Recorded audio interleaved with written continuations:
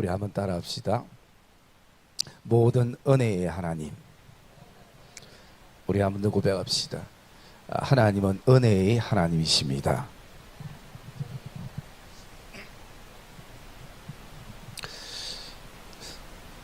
예수 믿는 사람들에게는 은혜가 굉장히 중요하고, 그리고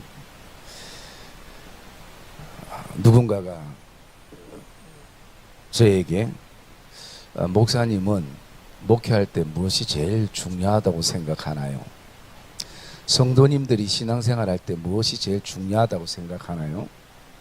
섬길 때에 무엇이 제일 중요하다고 생각하나요? 라는 질문을 한다면 저는 그냥 고민 없이 하나님의 은혜입니다. 은혜가 필요합니다.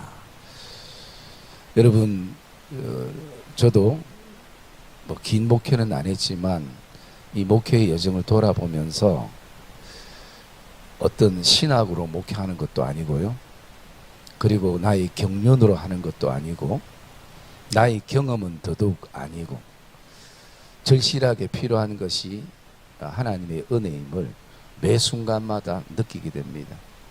아마 여러분들도 여러분의 삶과 생활 속에 마음속에 필요로 하는 것이 있다면 그것은 아마 하나님의 은혜일 것입니다. 오늘 우리가 불렀던 그 은혜라는 찬양, 이 찬양이 어쩌면 혹시 이분을 작사 작곡하신 분이 이 베드로전서 5장 10절에 모든 은혜의 하나님이라는 이것을 가지고 혹시 작사와 작곡을 하지 않았나? 제가 물어보지는 않았습니다. 물어보지는 않았는데 여기에 영감을 받지 않았을까라는 저 개인적인 생각으로 이 말씀을 준비하다가 이렇게 생각을 해봤습니다. 여러분, 은혜는 한 번 받아가 끝나는 것이 아닙니다. 은혜는 계속 충전이 되고, 그리고 그 충전이 충만에 이르기까지 흘러야 되는 것이에요. 그렇기 때문에 우리는 은혜 받는 자리는 다 사모해야 됩니다. 특별히 여러분, 이 공식적으로 드리는 이 예배의 자리는 첫째 하나님 앞에 영광을 돌리는 자리고, 두 번째는 우리가 은혜를 누리고 받을 수 있는 그런 자리입니다. 물론 우리가 개인적으로 경건 훈련을 통해서 은혜를 받기도 합니다. 그런데 거기에는 한계가 있을 때가 있습니다. 왜냐하면 모든 게 자기가 선택하고 결정하고 움직이기 때문에 때로는 체력의 한계가 오고, 시간의 한계가 오고, 환경의 한계가 오는 것이에요. 그래서 여러분, 이 공식적인 예배는 굉장히 사실은 중요합니다. 이것을 대충 생각해서는 사실은 안 되는 것이에요. 왜냐하면 하나님께 영광이 되고, 그 다음에 우리에게는 은혜를 받을 수 있는 자리이기 때문인 것이. 만약에 우리가 개인적인 어떤 통로를 통해서 하나님의 은혜를 다 누릴 수 있다면 하나님께서 굳이 교회라는 공동체를 만들지 않았을 것이고, 그리고 그 속에 우리에게 모여서 예배라는 것을 하나님이 원하지 않았을 것입니다. 그래서 예배의 제일 중요한 것은요, 사람입니다. 예배자입니다. 우리가 잘 아는 요한복음 4장에 사마리아 여인이 우리가 어디서 예배해야 제대로 예배가 될까요? 사마리아 성으로 올라갈까요? 이 산으로 갈까요? 저 산으로 갈까요? 할 때 주님께서는 예배가 장소가 중요한 것이 아니라 예배의 대상이 중요하다라고 말씀합니다. 내가 사마리아에서 예배를 드리든 이 산이든 아니면 들판이든 오늘 예배의 대상이 하나님인 것을 인식할 때에 우리가 환경을 이기고 하나님 앞에 우리가 나가게 되는 것이. 여러분, 우리에게 가장 삭막한 순간은 하나님의 은혜가 메마를 때인 것이. 우리가 이제 유튜브에 설교를 올리잖아요. 예배 실황을 이렇게 올리면 그 유튜브를 보는 분들이 계셔요. 제 개인적으로 저한테 굉장히 팬이 있어요. 뭐 많지는 않고 한 명입니다. 그 한 명이 매주 보는데 저보고 그런 얘기를 해요. 아, 목사님 양복이 아주 멋있다고. 양복이 주일날 보니까 다르게 태가 난다고. 그래서 제가 안 입어서 그렇지 걸치면 좀 태가 납니다 원래. 응? 태가 나는데 여러분 그 은혜의 옷은 우리가 옷 입는다면 거기도 분명 신앙의 태가 날 것입니다. 뭐 우리의 어떤 육신적인 옷에 비교할 수 있겠습니까? 그 하나님께서 우리에게 주신 그 은혜의 옷을 우리가 입고 있다면, 그래서 여러분 우리는 정말 빠지지 않는 기도가 하나 있다면 하나님 앞에 은혜를 구해야 될 줄 믿습니다. 왜냐하면 아무리 좋은 그 인생의 핸드폰이라도 충전 안 되면 쓸 수가 없어요.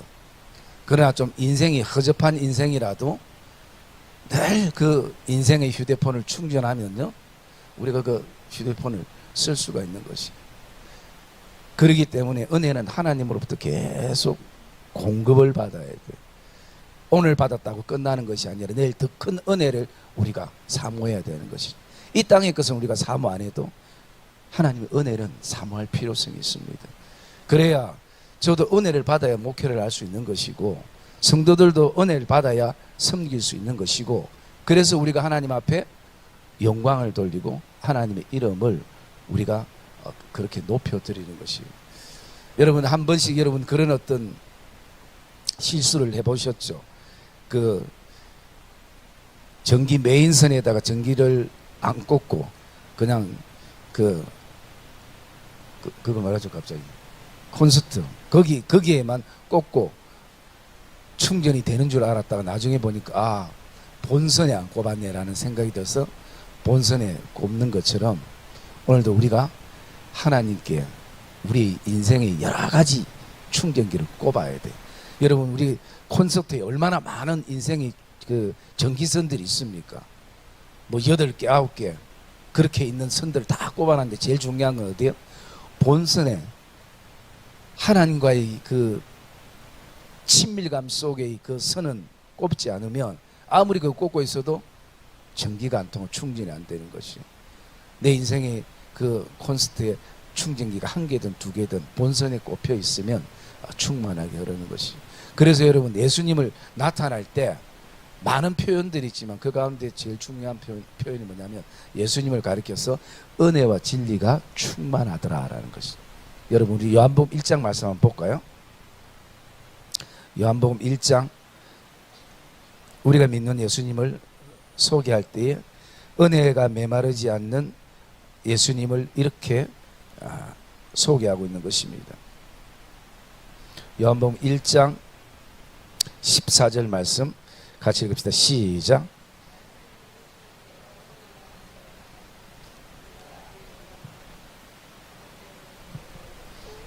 은혜와 진리가 충만하더라. 아멘. 이게 예수님에 대한 소개예요. 여러분 충만이라는 것은 제가 뭐라고 얘기했죠? 에? 충만.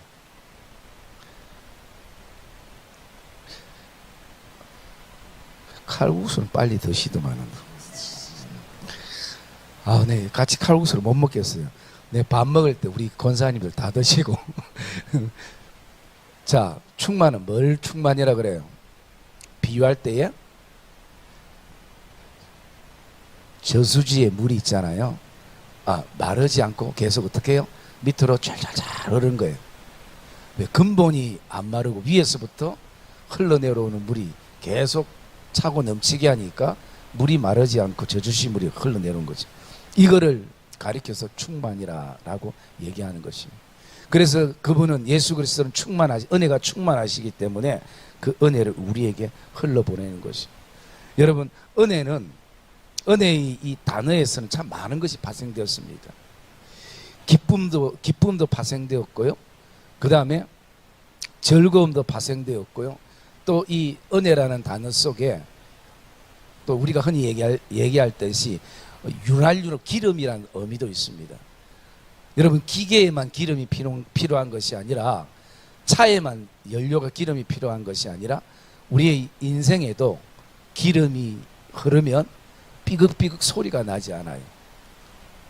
소리가 나는 데는 그 은혜가 임하게 되면 그 소리가 사라지거나 잔잔해지는 것이.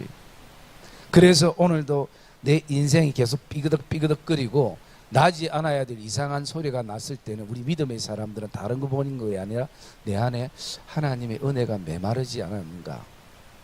그래서 은혜는 윤활유라는 것이. 그리고 이 하나님의 은혜는 우리가 보통 두 가지로 이렇게 나눕니다.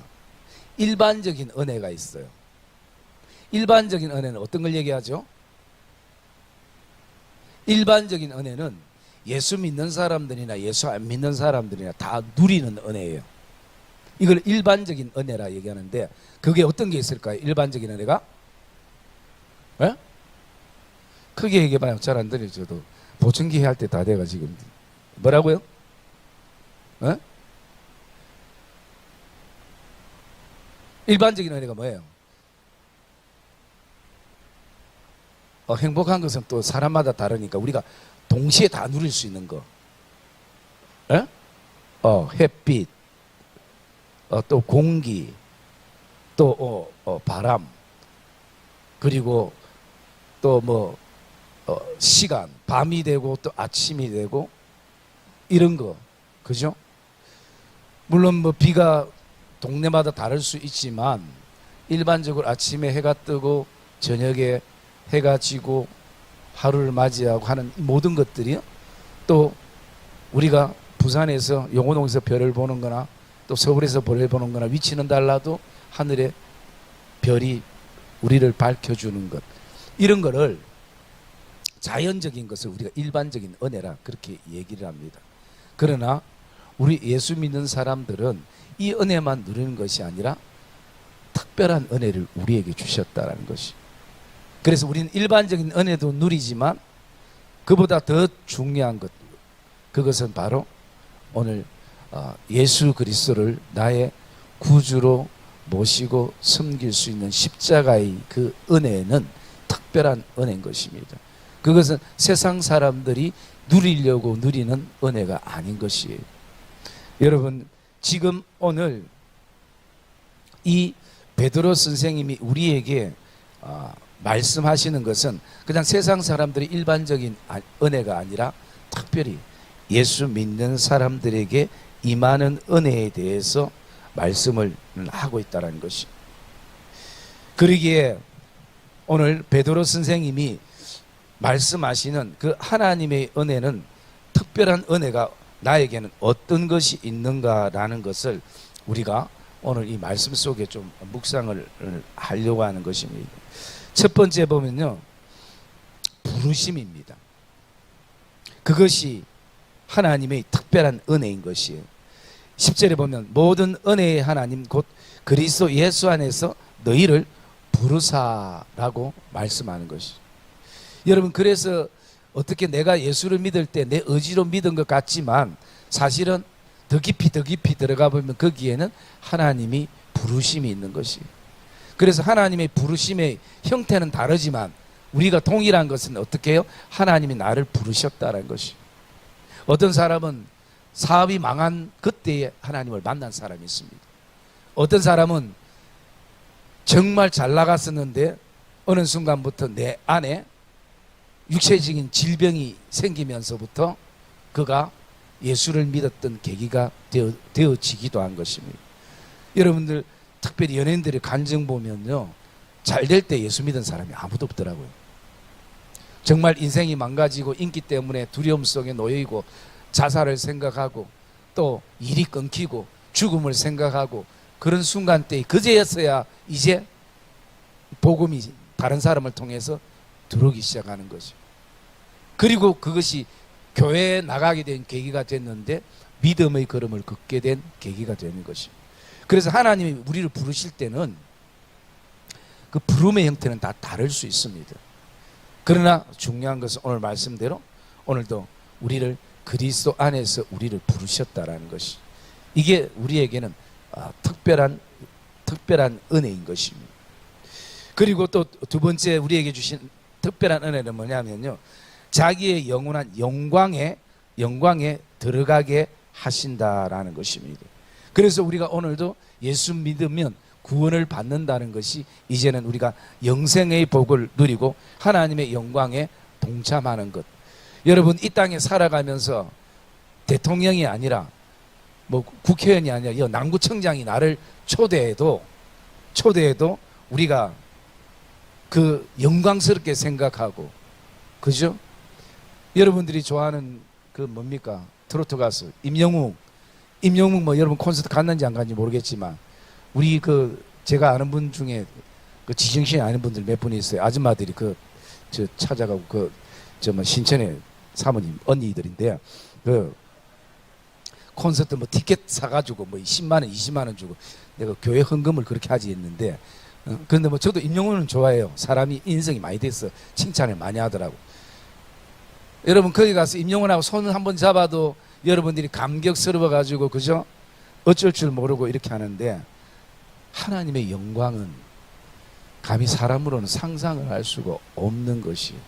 그런데 우리가 이 영광을 그냥 별 감각 없이 받아들일 때가 있어요. 그냥 죽어서 내가 가는 데가 거기 천국이지. 여러분, 하나님의 영광은 지금 여기서 살면서도 우리가 누리는 것이, 그 영광을 누려야 돼. 왜?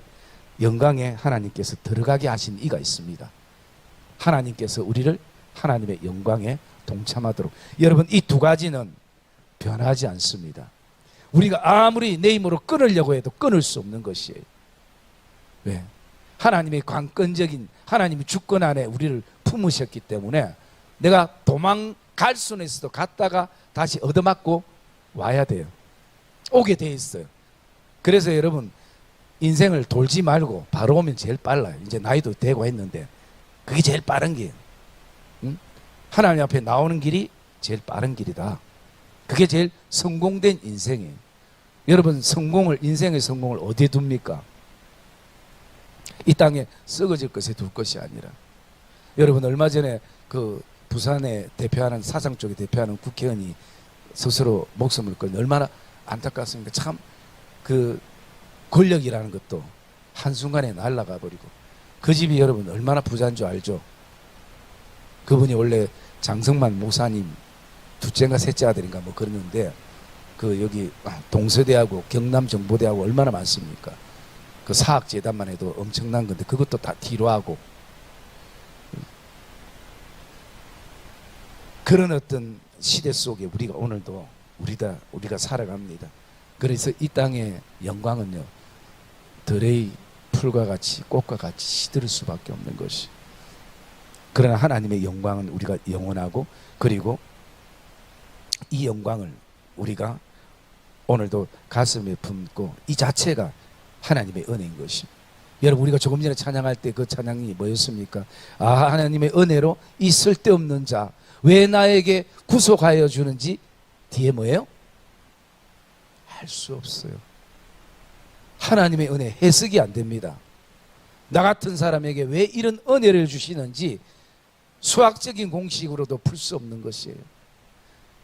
그게 하나님이 우리에게 부어주시는 한없는 은혜인 것입니다. 그러면서 오늘 이 베드로가 이렇게 말하고 있습니다. 지금 이 베드로전서를 썼던 목적을 제가 말씀드렸죠. 성도들이 예수 믿는다고 핍박을 받고, 또 박해를 받고, 또 고난이 있고, 또 힘듦이 있고 아픔이 있는 이 모든 인생사에 대해서, 그에 대해서 소망을 하나님께 두고, 그리고 또 이 모든 것을 이길 수 있다라는 그 성도들을 격려하고 위로하는 편지가 이 베드로전서의 목적이에요. 그러면서 거기에 이가 잠깐 고난당한 너희를, 이 땅에 고난당할 때 우리에게 어떻게 하시는가? 첫 번째는요, 온전하게 하신다라는 것입니다. 여러분, 온전하게 하신다는 것은 이게 어떤 의미냐면, 그 당시에 이런 의미가 있습니다. 여러분, 우리가 고난에 있으면 아프잖아요. 또 한 대 맞으면 그 고통스럽고 인생이 찢기고 어려움이 있을 때 뭐가 필요하냐면 회복이 필요한 것이에요. 여러분, 여기 온전하게 하신다는 것은 하나님께서 회복시키신다는 것이에요. 그 고난에서, 질병에서, 아픔에서, 인생의 눈물에서 하나님께서 온전하게 한다는, 하나님이 회복시키신다. 이게 베드로 선생님이 얘기하시는 것이. 그다음 두 번째 보면 또 어떻게 한다고요? 예, 굳건하게 하신다. 이것은요, 하나님께서 지지대가 되어 주셔서 받쳐 주신다는 것이.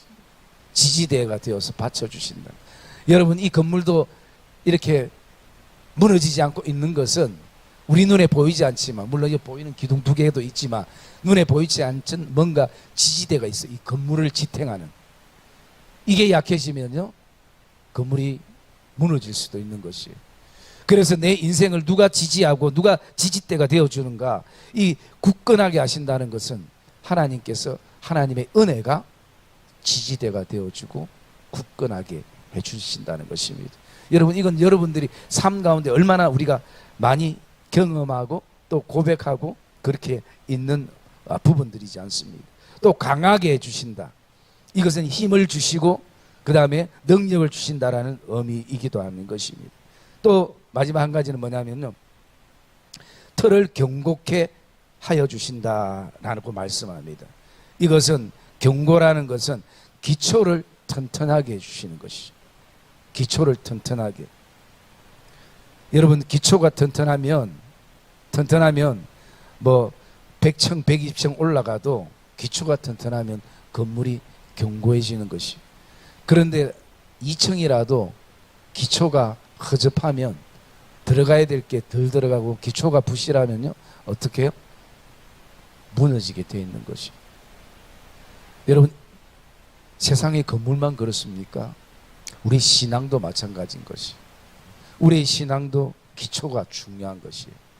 그래서 마태복음 7장에는 우리에게 어떤 비유를 합니까? 한 사람은 모래 위에 집을 짓고 한 사람은 어디에? 반석 위에 집을 짓잖아요. 그러면 그 말씀을 보면 결국은 두 집 다 바람이 불고 창수가 나고 비가 소나기가 내리면 그냥 지어졌을 때는 모르지만 비가 오고 창수가 나고 바람이 불면 집이 어떻게 지었는지 알 수가 있다는 것이에요. 신앙의 집도 마찬가지입니다.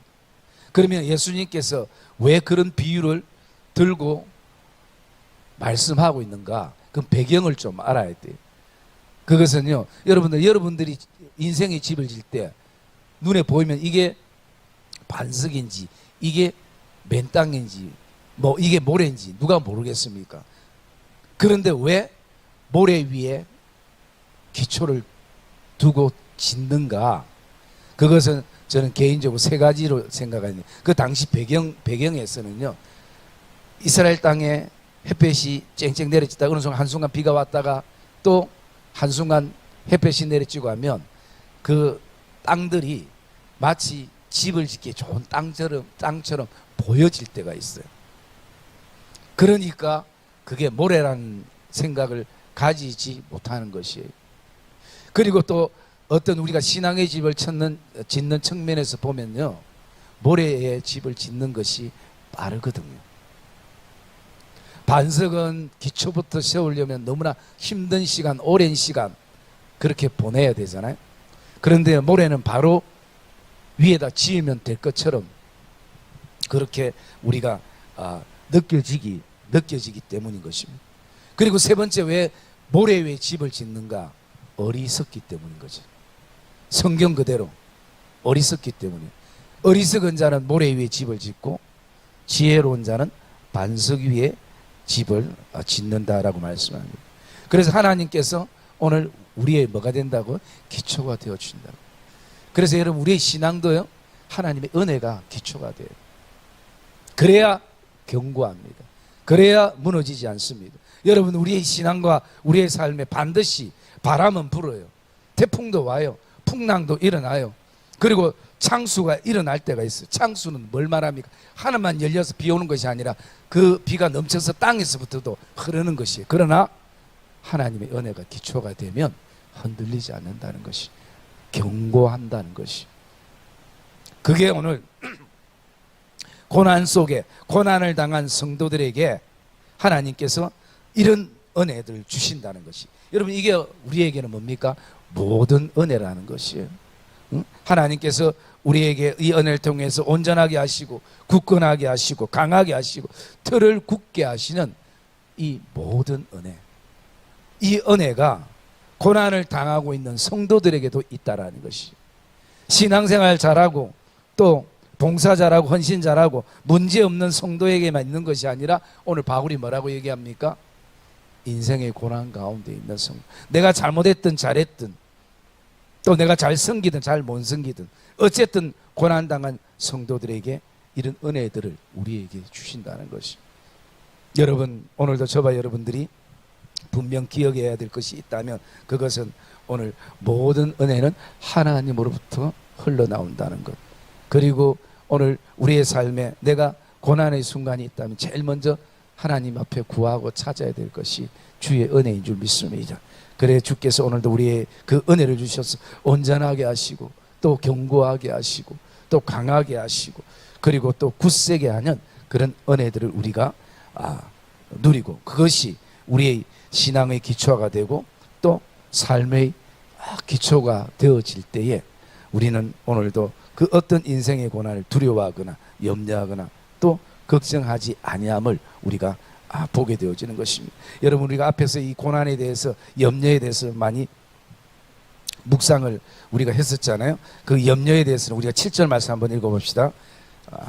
5장 7절 말씀 시작.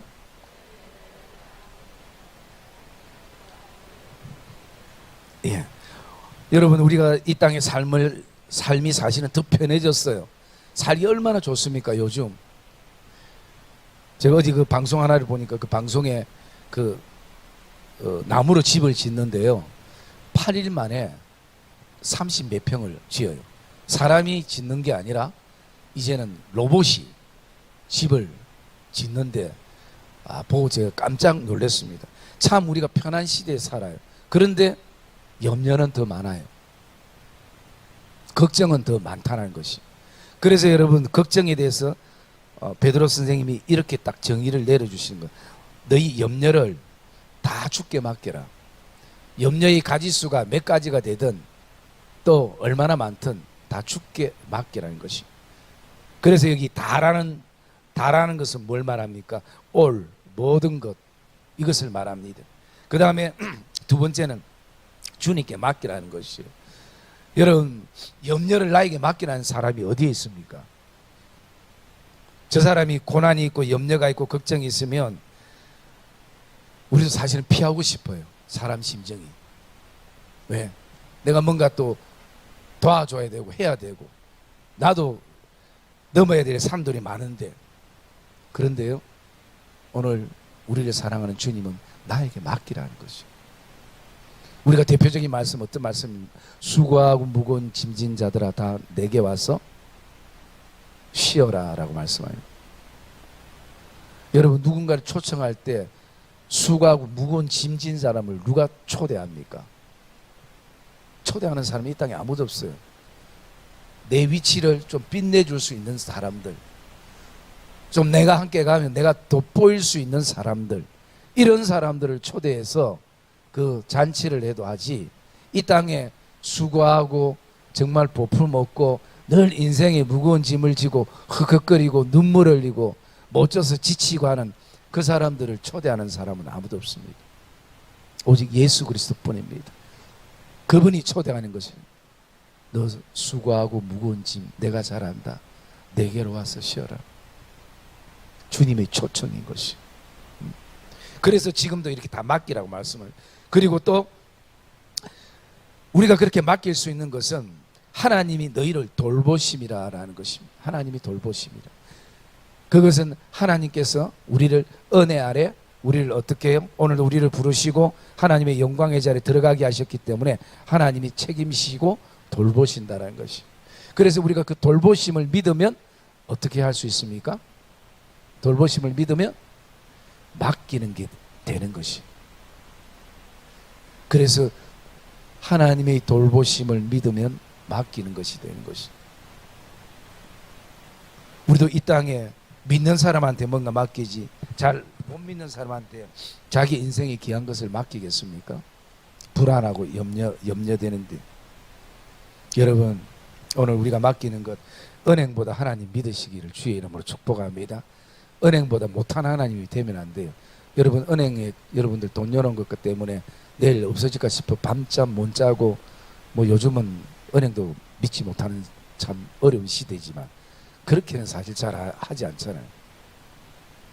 은행에는 그냥 맡겨놓고 어찌 될지도 모르는데 편안하게 잠자면서 하나님 앞에는 우리가 쉽게 맡기지 못하는 그런 부분들이 우리에게 있는 것이 하나님 오늘 우리에게 말씀하는 것이. 여러분 이거 베드로가 자기가 책임지려고 하는 게 아니잖아요. 어떻게 해요? 그가라는 것은 하나님이 너희를 돌보시리라 라고 말씀하는 것이. 그래서 그 순간에도 하나님께서 우리에게 그런 은혜들을 우리에게 주신다는 것이. 그리고 우리가 마지막 한 가지 묵상할 수 있는 것이 이 모든 것이 하나님의 은혜임을 우리가 고백을 하고 또 고백을 할 때 우리의 신앙에 무엇이 따라오는 한 가지가 있어요. 그 한 가지가 뭘까요?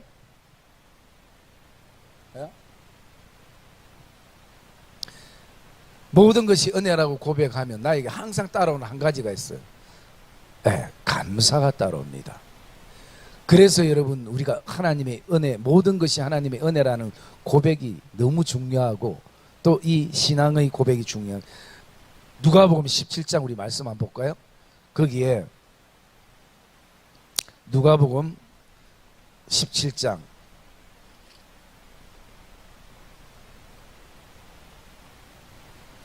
누가복음 17장 11절에서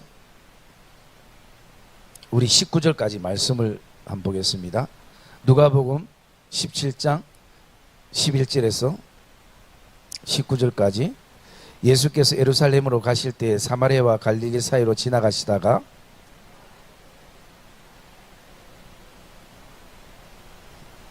소리를 높여 이르되 예수 선생님이여 우리를 불쌍히 여기소서 하거늘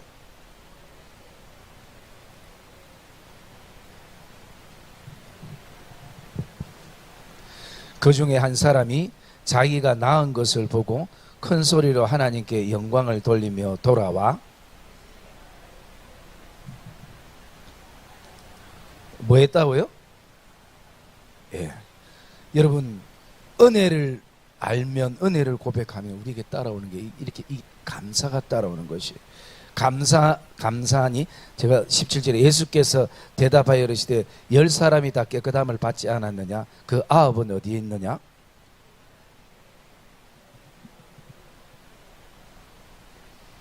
그에게 이르시되 일어나 가라 내 믿음이 너를 구원하였느니라 하시더라. 아멘.